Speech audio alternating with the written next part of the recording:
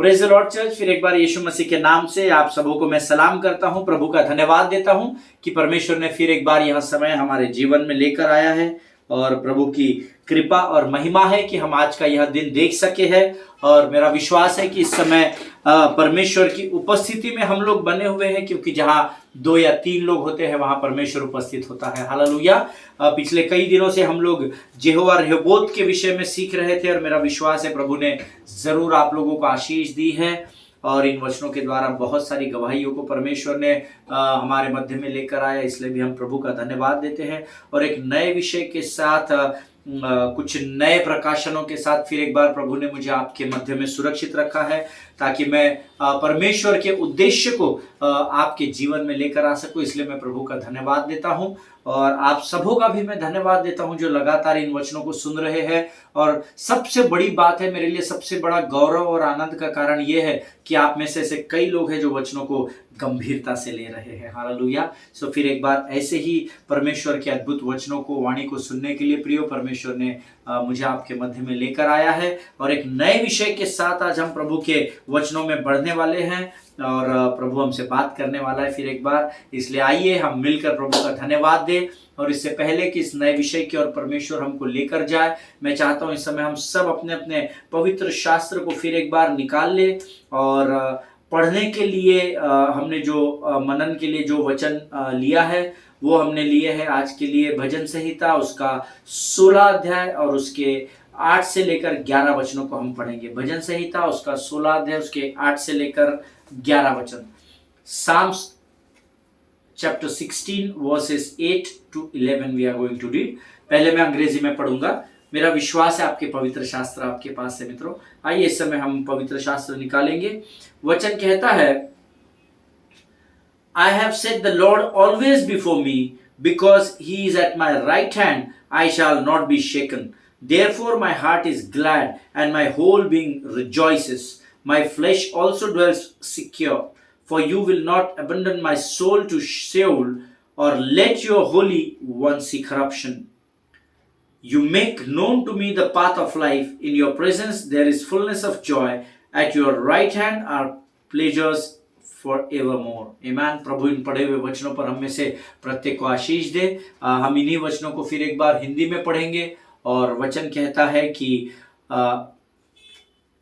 मैंने यहोवा को निरंतर अपने सम्मुख रखा है, इसलिए कि वह मेरे दाहिने हाथ रहता है, मैं कभी न डगमगाऊंगा। इस कारण मेरा हृदय आनंदित और मेरी आत्मा मगन हुई। मेरा शरीर भी चैन से रहेगा, क्योंकि तू मेरे प्राण को अधोलोक में न छोड़ेगा, न अपने पवित्र भक्त को सड़ने देगा। तू मुझे जीवन का रास्ता दिखाएगा। तेरे निकट आनंद की भरपूरी है, तेरे दाहिने हाथ में सुख सर्वदा बना रहता है। हालेलुया। प्रिय परमेश्वर इन वचनों को समझने में हमारी मदद करे। अंग्रेजी में बहुत अच्छा लिखा हुआ है 8वां वचन, I have set the Lord always before me। Hallelujah. मैंने यहोवा को निरंतर अपने सम्मुख, अपने सामने रखा है, ऐसा वचन कहता है। हालेलुया। कई बार जीवन की होड़ में, शरीर के और संसार की अभिलाषाओं में ऊंचाई पर जाने के लिए कई बार हम क्या करते हैं, हम परमेश्वर के आगे निकल जाते हैं। हालेलुया। और मेरा विश्वास है ये हम में से प्रत्येक के साथ होता है, कई बार होता है, बार बार होता है, पर प्रभु का धन्यवाद हो कि वो अपने अनुग्रह में हमें सुरक्षित रखता है। हालेलुया। पर यहाँ भजन का लिखने वाला दाऊद कहता है कि मैंने यहोवा को निरंतर अपने सम्मुख रखा है। Hallelujah. I have set the Lord always, ये वर्ड आया है, उस always before me को आप अंडरलाइन कर सकते हैं या हाईलाइट कर सकते हैं। हमेशा अपने सम्मुख यहोवा का रहना जरूरी है, क्योंकि यहोवा आपके सामने जब जब चलेगा तब तक आप अपने जीवन में आशीषों को प्राप्त करेंगे। हालेलुया। आमीन। कई बार शैतान ने, लूसीफर ने भी वही कहा जो किया है, जो उसके पवित्र पर्वत पर रहा करता था, ऐसा यह हजकल कहता है। उस लोमड़ी ने, उस शैतान ने, उस लूसीफर ने क्या किया, अपने आप को परमेश्वर के सामने लेकर जाने का प्रयत्न किया और उसका रिजल्ट हम सब जानते हैं। आमीन। और मेरा विश्वास है मैं यहाँ पर आज कुछ लोगों से बात कर रहा हूँ, आप परमेश्वर से बहुत प्रेम करते हैं, नो डाउट। आप परमेश्वर की बहुत ईमानदारी से सेवा भी करते हैं, नो डाउट, इसमें कोई संदेह नहीं है मित्रों। आप परमेश्वर के मार्गों पर भी चलते हैं, कोई राय नहीं है, इसमें कोई दो राय नहीं है। लेकिन कई बार संसार की बातों को पूर्ण करने के लिए हम परमेश्वर से आगे निकलने का प्रयत्न करते हैं या कई बार निकल भी जाते हैं। और हर बार जब जब हम परमेश्वर के आगे निकलेंगे हमें हार का ही सामना करना पड़ता है। हालेलुया। मेरा विश्वास है आप जरूर मेरे इस बात से सहमत होंगे।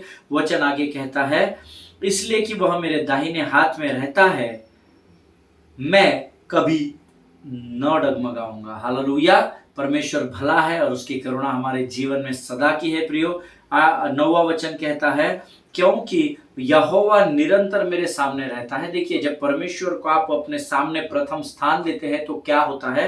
9वां वचन कहता है, इस कारण मेरा हृदय आनंदित और मेरी आत्मा मगन रहेगी और मेरा शरीर भी चैन से रहेगा। अंग्रेजी में लिखा है, Therefore my heart is glad and my whole being rejoices, my flesh also dwells secure. Amen. इसका अर्थ है, जब जब परमेश्वर आपके सम्मुख या आपके आगे रहता है तो परमेश्वर का यह वचन आपसे वायदा करता है, मेरा हृदय अर्थात प्राण, मेरी आत्मा अर्थात आपकी आत्मा और मेरा शरीर अर्थात आपका flesh. That means whenever you give first preference to God in your life, जब कभी भी आप परमेश्वर को अपने जीवन में अपने सम्मुख अपने सामने हमेशा रखेंगे, तब आपके शरीर, आपके प्राण और आपके आत्मा मगन और आनंदित रहेगी और परमेश्वर उसको संभाल कर रखेगा। हालेलुया, आमीन। प्रियो, 10वां वचन कहता है, तू मेरे प्राण को अधलोक में न छोड़ेगा और न अपने पवित्र भक्त को सड़ने देगा। आमीन। सिर्फ एक ही चीज करने कह रहा है प्रभु, उसको हम अपने जीवन में लगातार प्रथम स्थान दे। हालेलुया। मैं नहीं जानता आप लोग देते हैं या नहीं देते हैं। सिर्फ रोज पवित्र शास्त्र पढ़ना, रोज आराधना और धन्यवाद करना, प्रार्थना करना is not enough, but then word says, I have set the Lord always before me। जब जब आप परमेश्वर को सामने रखते हैं, जब जब आप यहोवा को अपने जीवन में प्रथम स्थान देते हैं, तो क्या क्या होता है। नंबर 1, आपका हृदय आनंदित रहेगा, आपकी आत्मा मगन होगी, आपका शरीर भी चैन से रहेगा। अर्थात शरीर, प्राण और आत्मा को आपके परमेश्वर संभाले रहेगा। लेकिन प्रभु वहां रुकता नहीं है, वो आपके प्राण को अधलोक में नहीं छोड़ देगा, वो पवित्र भक्तों को सड़ने नहीं देगा। उसके बाद वह आपको जीवन का रास्ता भी दिखाएगा। हालेलुया, आमीन। 6 बातें परमेश्वर यहाँ हमको बता रहा है। 6:6:1 क्या करना है, हमको अपने आप को परमेश्वर को अपने सामने रखना है और सर्वप्रथम आदर हमको परमेश्वर का करना है। हालेलुया। आगे 11वां वचन कहता है, तू मुझे जीवन का रास्ता दिखाएगा, तेरे निकट आनंद की भरपूरी है और तेरे दाहिने हाथ में सुख सर्वदा बना रहता है। मैं अपने धर्ममय दाहिने हाथ से तुम्हें संभाले रखूंगा। This is the word of God. Hallelujah. So हमको अपने जीवन में सबसे पहला स्थान परमेश्वर को देना है, ताकि हम परमेश्वर की आशीषों को अपने जीवन में देख सके। हालेलुया। परमेश्वर इन वचनों के द्वारा आपको बड़ी आशीष दे। आइए प्रियो, इस समय हम अपने आप को नम्र और दीन करेंगे और जिस विषय की ओर परमेश्वर हमको लेकर बढ़ना चाहता है, हम परमेश्वर को यह अनुमति दे कि वो हमें उसकी उपस्थिति में लेकर बढ़ सके। मैन, आइए हम प्रार्थना करेंगे। धन्यवाद और धन्यवाद और धन्यवाद के साथ फिर एक बार तेरे अनुग्रह के सिंहासन के सामने आता हूँ पिता। अपने आप को नम्र और दीन करता हूँ प्रभु जी। परमेश्वर पिता, आज वचनों के द्वारा फिर एक बार तूने हमसे बातचीत की, हम धन्यवाद देते हैं।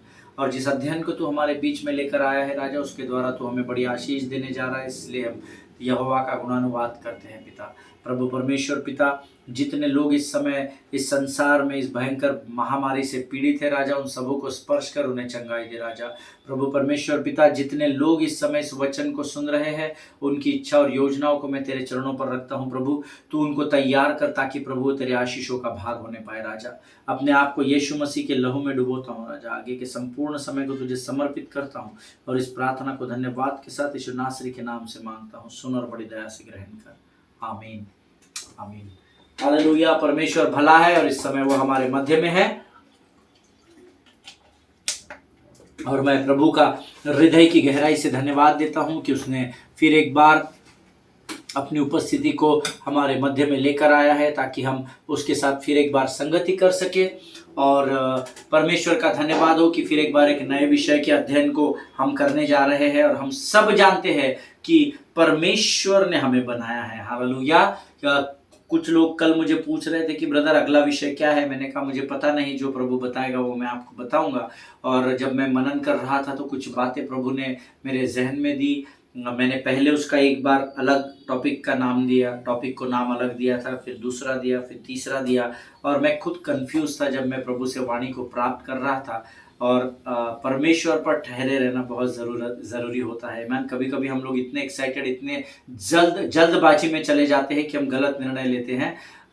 जस्ट इस अध्ययन को जब मैं आपके साथ इस समय बांट रहा हूँ, इसके 2 मिनट पहले प्रभु ने मुझे सटीक शीर्षक दिया है और हम लोग उसका अध्ययन करेंगे। And as I told you, we were made by God's word. Hallelujah. हम सब जानते हैं कि हम लोग परमेश्वर के वचन के द्वारा, शब्द के द्वारा बनाए गए हैं। हालेलुया। अब आप कहेंगे नहीं, हम मिट्टी के द्वारा बनाए गए हैं। Praise the Lord. मिट्टी के द्वारा शरीर बनाया गया है प्रियो, परंतु परमेश्वर आत्मा है। और पहले हमें उसने तैयार किया है और सबसे आखिरी उसने हमें शरीर दिया है। आमेन। सो परमेश्वर का वचन कहता है that we were made by God's word. हमारा जो शरीर था, वो शरीर जो है या था, वो धूल के द्वारा, अर्थात dust of the ground. Amen. we have been created, our flesh has been created by the dust of the ground, है ना। शरीर पृथ्वी की धूल के द्वारा या धूल के किनकों के द्वारा परमेश्वर ने अपने शब्द के द्वारा तैयार करके हमें बनाया है। Amen. And so our physical bodies must remain connected to the dust of the ground. Hallelujah.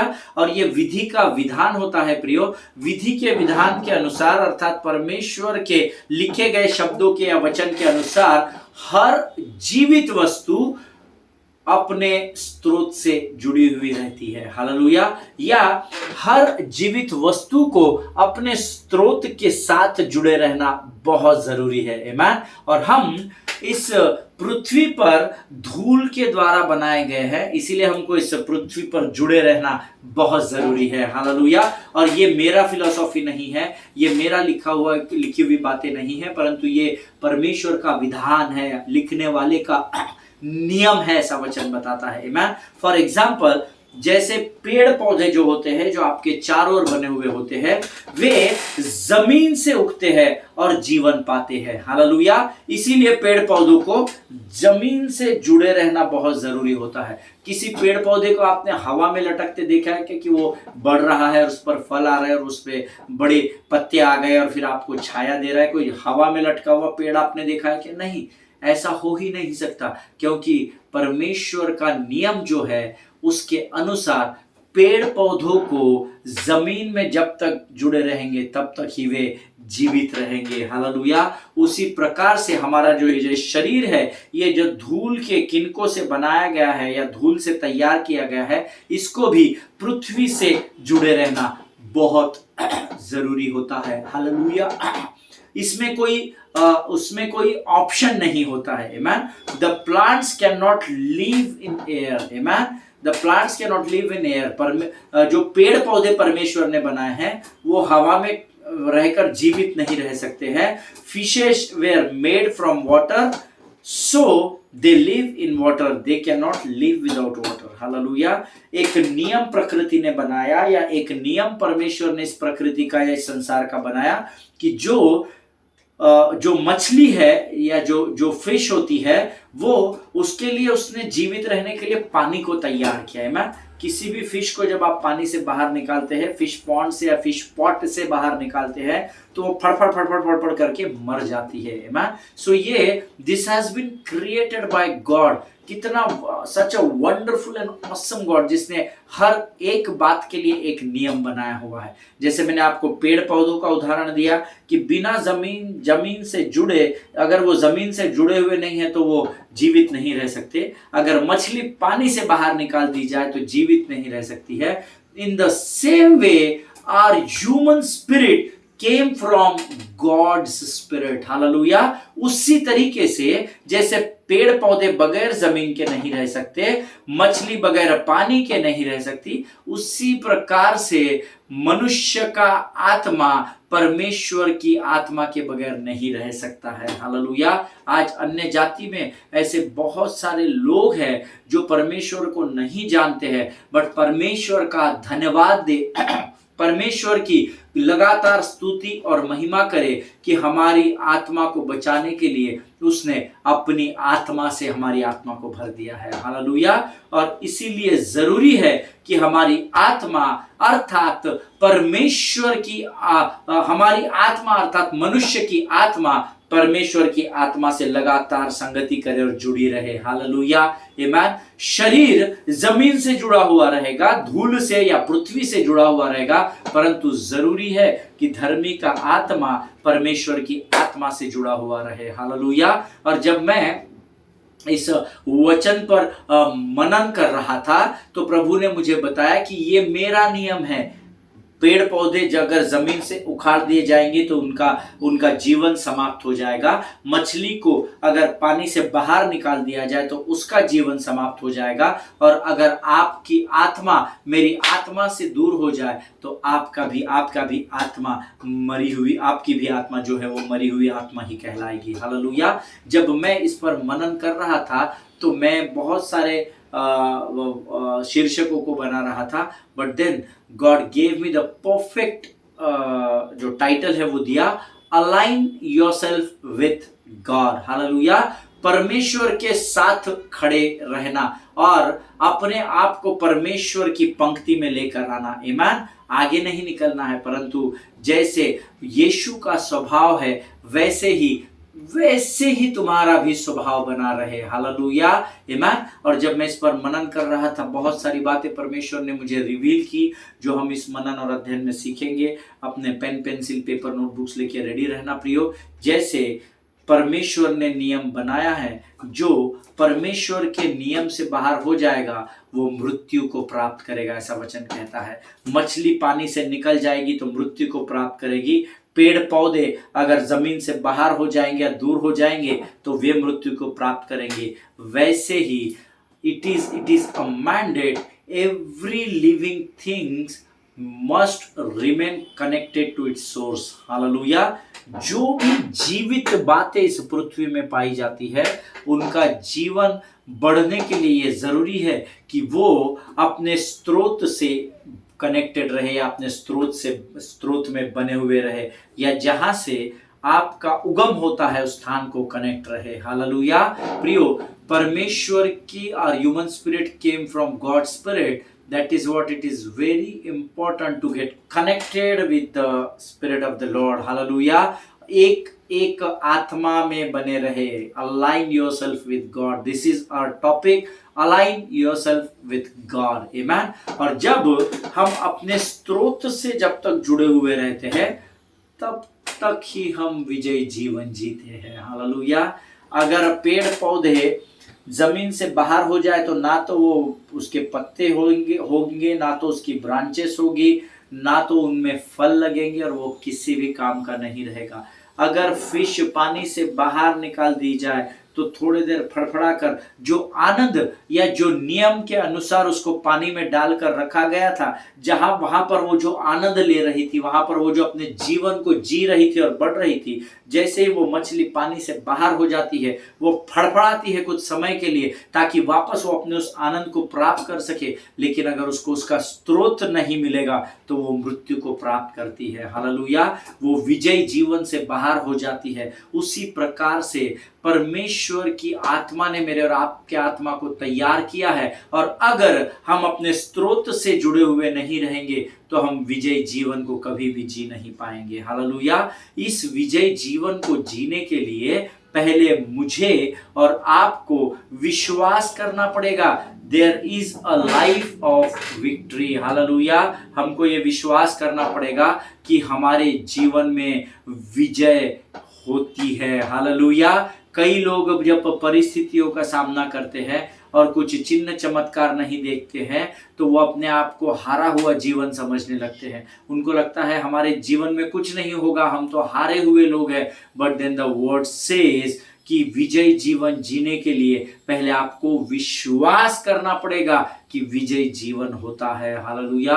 और हमेशा ध्यान में रखिए कि धर्मी का जीवन विजय का ही जीवन होता है। आमीन। जितने लोग मेरी बात से सहमत हैं वो आमीन कहे। और मैं चाहता हूं कि इसके लिए आज हम अपने अध्ययन की शुरुआत एक वचन से करें, और वो वचन है रोमियो की पत्री उसका 4 अध्याय और उसका 17 वचन हम पढ़ेंगे।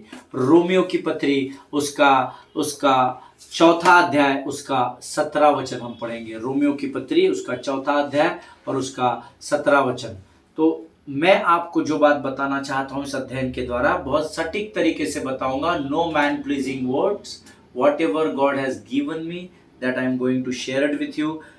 विजयी जीवन जीने के लिए सबसे पहले विश्वास करें। अपने नोट्स में लिख ले कि विजयी जीवन जीने के लिए विश्वास करें कि विजयी जीवन होता है, और उसके बाद आपको उस विजयी जीवन को जीने के लिए उस परमेश्वर के उद्देश्य या पर्पस की ओर बढ़ना है। आमीन। इस बात को हमेशा ध्यान में रखिए कि परमेश्वर के जीवन को जीने के लिए आपके पास विश्वास का होना जरूरी होता है। Hallelujah. Let us go through the word of God, the book of Romans chapter 4 and verse 17 says, रोमियो की पत्री उसका 4 अध्याय उसका 17 वचन कहता है, एज इट इज रिटन, उसको अंडरलाइन करो, ये लिखा हुआ है, जैसे लिखा है ऐसा हिंदी में लिखा हुआ है। लिखा हुआ वचन जिस पर मुझे और आपको विश्वास करना है। जैसे लिखा है, I have made you the father of many nations in the presence of the God in whom he believed, who gives life to the dead and calls into existence the things that do not exist. Hallelujah. इसको हम फिर एक बार हिंदी में पढ़ेंगे, और मैं चाहता हूं कि आप सब लोग मेरे साथ इस वचन को जरूर पढ़ें। और वचन कहता है, जैसे लिखा है, मैंने तुझे बहुत सी जातियों का पिता ठहराया है उस परमेश्वर के सामने जिस पर उसने विश्वास किया है, और जो मरे हुओं को जिलाता है और जो बातें है ही नहीं उनका नाम ऐसे लेता है कि मानो वे है। हालेलुया। परमेश्वर इन बातों पर आशीष दे। प्रियो, हमको अपने विश्वास का अंगीकार करना बहुत जरूरी है। Hallelujah. Unless and until you don't have faith, unless and until you don't understand faith, unless and until you don't confess your faith, you will be there where you are right now. Hallelujah. But if you start doing these things, then God will fulfill His purpose in your life. Hallelujah.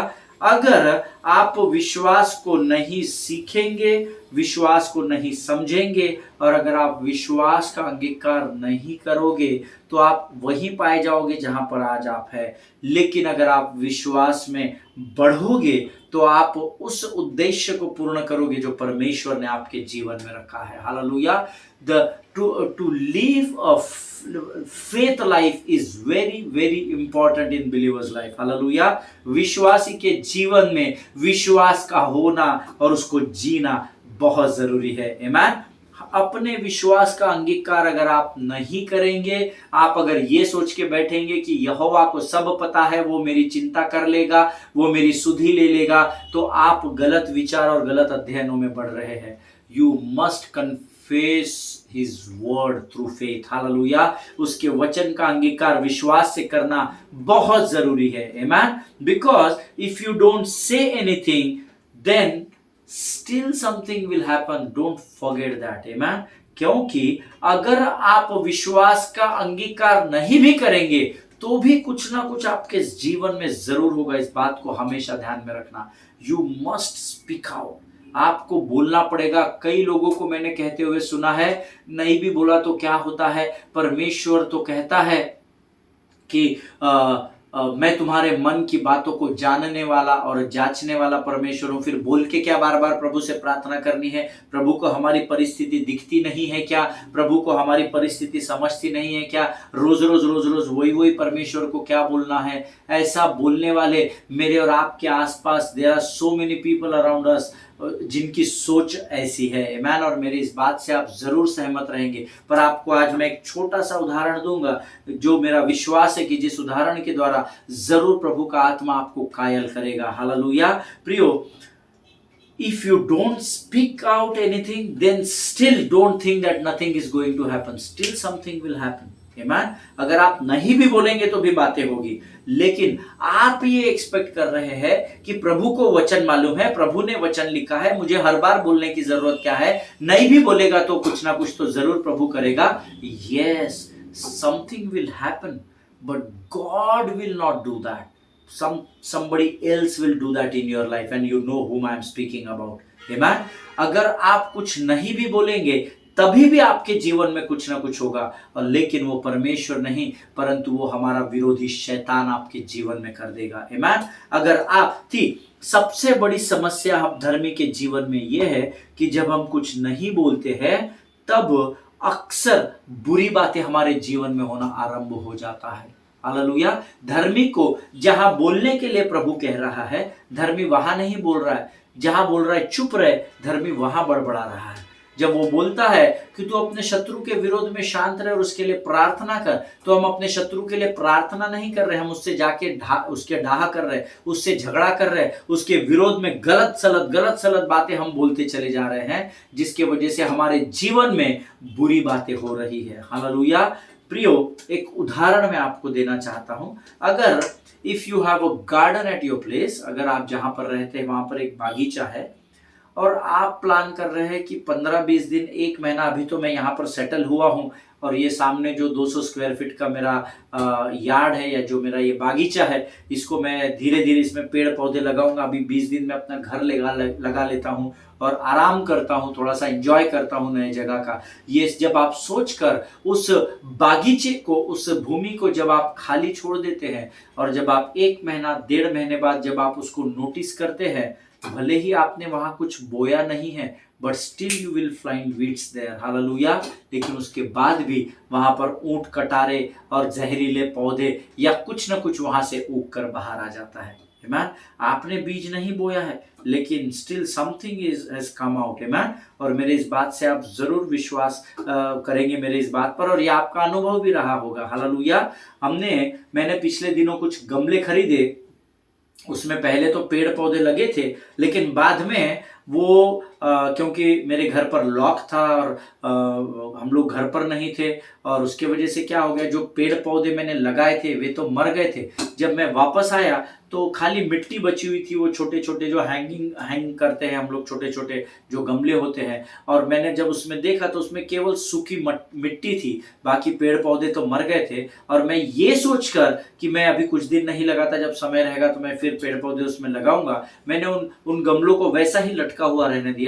लेकिन कुछ दिन बाद मैंने देखा तो उसमें से कुछ पेड़ पौधे उग रहे थे, जो ऊंट कटारे उग रही थी। वो किसी काम के नहीं थे, वो जहरीले पेड़ पौधे थे। हालेलुया। देखिए, जब आपने कुछ बोया ही नहीं तो नियम के अनुसार कुछ निकलना नहीं चाहिए, क्योंकि हम बोलते हैं कि जब आप बोते हैं तभी आप कटनी को काटते हैं, पर हमने तो यहाँ कुछ बोया ही नहीं है, but still something has come out of that. Hallelujah. But फिर भी उसके अंदर से कुछ ना कुछ निकल आया। लेकिन जब वो इस बार निकल आया तो वो कोई सुगंध देने वाला पेड़ पौधा नहीं था, परंतु वो मिट्टी खराब करने वाले और उस गमले को तोड़ने वाले ऊंट कटारे थे, अर्थात जहरीले पेड़ पौधे थे। हालेलुया। प्रियो, जब आप बोलते नहीं हो तब भी कुछ ना कुछ आपके जीवन में होता है, लेकिन उस समय जो बातें होती है वो अक्सर गलत बातें होती है। मैन, मेरे इस वचन से, बात से आप जरूर सहमत होंगे। इसके ऊपर आप मनन करें, आप इस पर अध्ययन करें। हम कल फिर एक बार मैं आपको इसको समझाऊंगा। मैं चाहता हूं कि जब तक आप इस कॉन्सेप्ट को नहीं समझेंगे तब तक आप इस विषय को ही नहीं समझ पाएंगे। हालेलुया। सो आज हम यही समाप्त करेंगे और कल हम फिर एक बार इसी अध्ययन से हम शुरू करेंगे, रोमियो 4:17 से। और इस समय हम अपनी आंखों को बंद करेंगे और हम सब प्रार्थना करेंगे। आइए अभी हम दुआ करेंगे। आइए हम अपनी आंखों को बंद करेंगे। खुदावंद प्रभु यीशु नासरी के नाम से सुंदर और पवित्र समय के लिए मैं धन्यवाद देता हूँ राजा। प्रभु जी सुंदर वचनों के लिए हम अपने आप को तुझे समर्पित करते हैं और धन्यवाद के बलिदान को चढ़ाते हैं राजा। प्रभु तेरे विश्वास के अंगीकार को करना वचनों के द्वारा कितना ज़रूरी है, इस विषय में तू हमसे बातचीत कर रहा है ताकि हम तेरे साथ तेरी उसी पंक्ति में खड़े हो सके राजा, और तेरे नाई हम कार्य कर सके। इस विषय में तू हमें तैयार कर रहा है, हम तुझे धन्यवाद देते हैं। आज इन वचनों के द्वारा तूने हमसे बातचीत की, हम तेरा लाखों लाख धन्यवाद देते हैं। प्रभु जी हम विश्वास करते हैं आने वाले समय में फिर एक बार तू वचनों के द्वारा हमसे बातचीत करेगा। प्रभु परमेश्वर पिता, इस समय हम अपने आप को तुझे समर्पित करते हैं पिता, अपने आप को यीशु के लहू में डुबोते हैं और इस विनती को धन्यवाद के साथ यीशु नासरी के नाम से मांगते हैं। सुन और बड़ी दया से ग्रहण कर, आमीन आमीन। हालेलुया। परमेश्वर भला है और उसकी करुणा सदा सदा की है। प्रियो, इसको फिर एक बार पढ़ना, फिर एक बार इस पर मनन करना, और जैसे भी प्रभु आपको अगुवाई करता है प्रभु से पूछिए कि प्रभु इस विषय में और गहराई में हमें तू लेकर चल। हालेलुया। ताकि हम प्रभु के कहे अनुसार जाल डाल सके और बहुत सारी आशीषों को प्रभु से प्राप्त कर सके। मैं एक दूसरे के लिए प्रार्थना करते रहिए, अपने पासवानों के लिए, उनके परिवारों के लिए ज़रूर प्रार्थना करें। और इस कोविड के समय में जो भी प्रोटोकॉल्स आपको आपके स्टेट गवर्नमेंट और सेंट्रल मिनिस्ट्री देती है उसका पालन करें और मसीह के मार्ग पर चलना सीखें। Hallelujah. God bless you all. प्रभु आप सबों को आशीष दें।